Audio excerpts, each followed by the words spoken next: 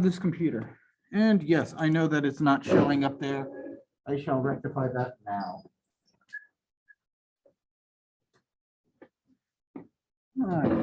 Do at least like that these projectors are good. It used to take like minutes for old projectors to just start up, like literal minutes. And now we can measure it in seconds, which is great. Okay. So I have just sent out an announcement for the practice exam. The practice exam is longer and much more difficult than the actual exam. It also goes over doubly linked lists rather than singly linked lists. This is because a doubly linked list means you get more practice on manipulating pointers. And singly linked list means that there's less that you have to write. Okay.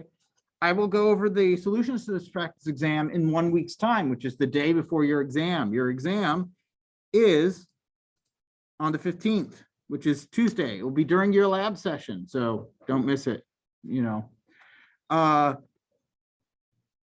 Okay, so a couple things about this. This is a, I suggest trying to do this closed book as much as you can, just so that you can kind of test your knowledge on it.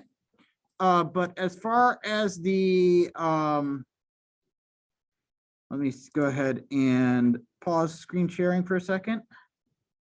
So I know you can still see what I'm doing, but that's more so that it's paused on the recording. And let me go to the exam one and make sure that I can build it so you guys can see the rules that I set out for the exam.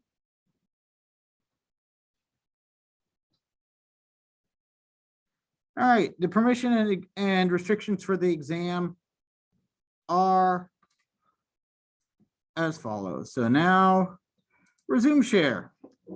Here are your rules for the exam as stated on the exam. So it's open note with a wide with a bit of a wider definition of note, as well as open computer, but not open internet, because I don't, and I have to be specific about the rules, as I said last time. We're close to the end of last lecture, because I don't want to say you can't Google the answers, because some smart aleck's going to come back to me and will say, well, I didn't use Google. I did Yahoo for this one, Bing for this one, and I asked Jeeves on the other one. Now that's a 90s reference.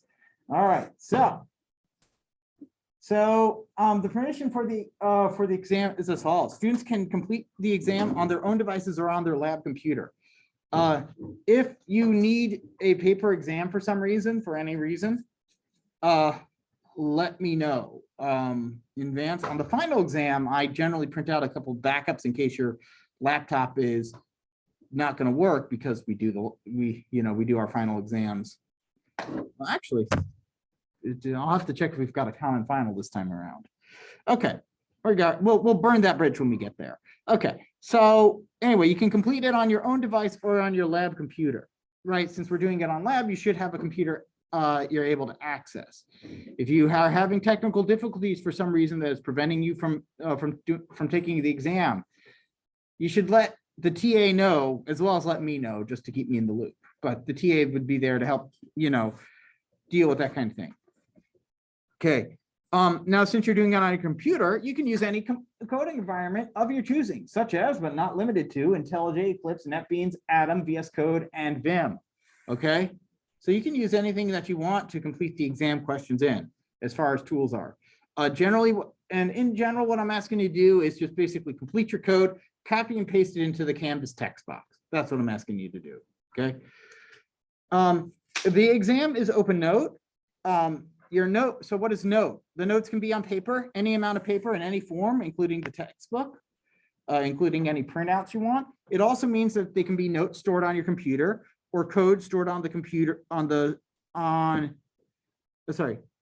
notes can be notes or code stored on your computer or your personal cloud, OneDrive, whatever cloud service you happen to be using that you want to use. That counts as on your computer.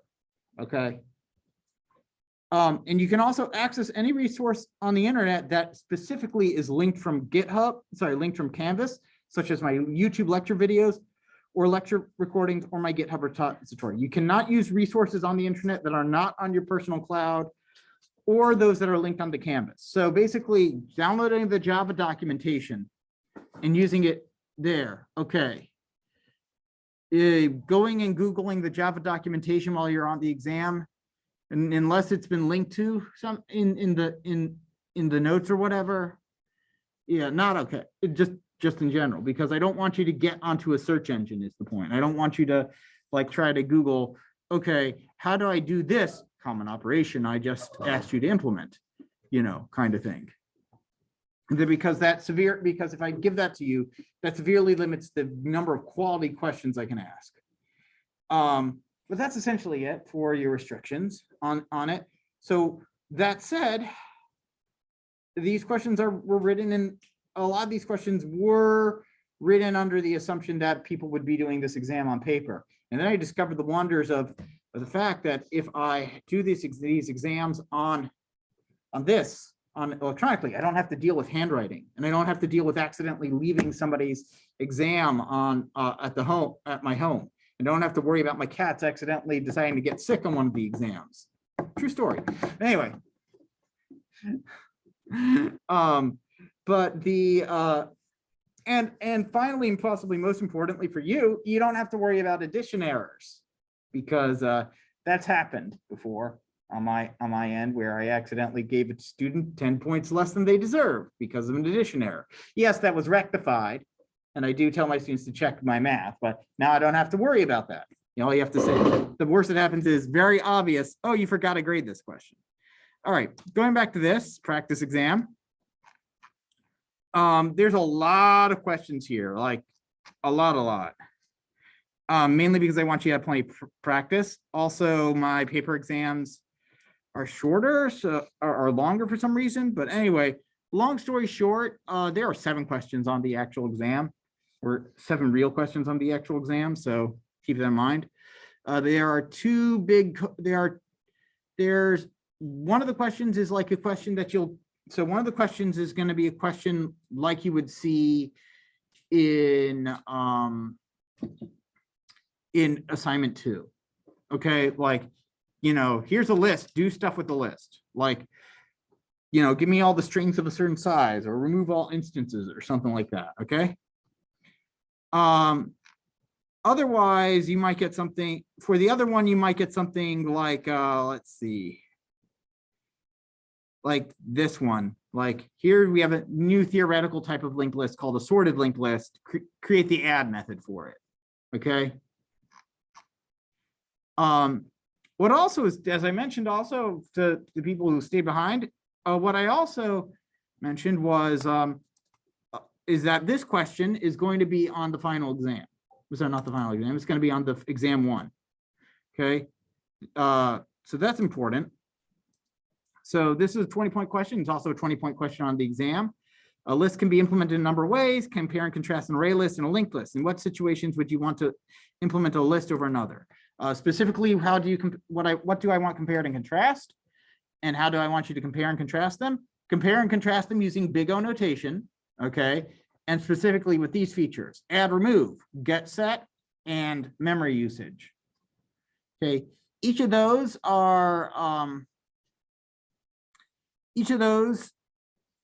they both operate in different ways. We will discuss how memory can be wasted, but it's good to think about that right now. Okay. Any questions about the exam before I stop talking and let you get to work, or the practice exam? Yes. Could you repeat what you said? It was about add, remove, get set, and memory usage. Thank you. Or specifically memory wastage, because they both waste memory in a specific, they both have different ways of using more memory than an array would. Not necessarily true though. Array lists and yes, no, I was right about that. And I countermanded myself. These first questions are all about drawing. All right. Which brings me to another point, right? If needs be, feel free to, if you feel like it's better to illustrate a picture, by actually physically drawing it, or if you have some notes you want to turn in, I believe I should have a question on the end that basically says, hey, upload all your information here. And if I don't, feel free to email that to me or something. You've got your notes. You can turn in whatever notes that you do for a question or any drawings or doodles. One of my best friends was fond of saying, especially for all his exams, was that every question is an essay question up to and including the multiple choice questions, which is to saying that there's always room to, if you're confident in your answer, there's always way to explain, there's always room to explain that answer. And you'd be surprised how you can argue an answer that should have been wrong can be right because of differing assumptions. As I've had on the final exam before. So, okay. Anyway, don't be afraid to do that. Oh, Big O time. How is that going to be influenced on the exam since we're only going through linked lists? Okay. Big O will play a feature in one of two ways. You will be asked this question, which is, hey, the thing you just wrote, tell me what the Big O runtime is. Okay. Second way I'll do that is that there will be a restriction on one of the coding questions saying that your code needs to complete in O of n time, and how many points does it work. I think it's like worth 5 points that it has to be a linear time algorithm. And which means, by the way, that if you're totally stressed out, you can say, yeah, that's funny. And you can just simply sit and take the 5-point hit and write a really simple algorithm to solve it. Don't be afraid to do that. Seriously. It's always better to get something on the, and this is advice for interviews in general. Don't be afraid to get something on the board and then try to optimize. That's extremely true for interviews, by the way. That's the advice I was given for interviews. They're like, there's generally an obvious O of n squared solution, and then something that's like n log n or linear time that you have to really figure out in interviews. And the advice I always got was get something on the board, even if it's terrible. In terms of runtime. All right. So any other questions? All right. Also, if you haven't noticed on the Discord server, there is a channel called, let's see. There is a channel, I'm just going to pull up Discord for a second. You can see all the weird music stuff and video game stuff I'm subscribed to, and D&D groups and stuff. So there is one over here, interview resources, where I've posted some things. Feel free to share your own resources.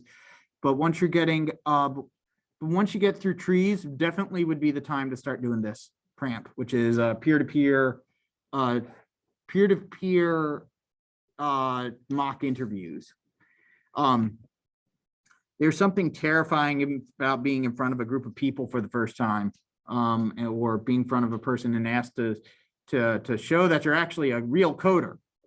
And so by preempting that and exposing yourself to your peers the first time, in a consequence-free environment, that generally helps. So, and it does go away, the fear and uncomfortableness. If it didn't, I wouldn't be here in front of you.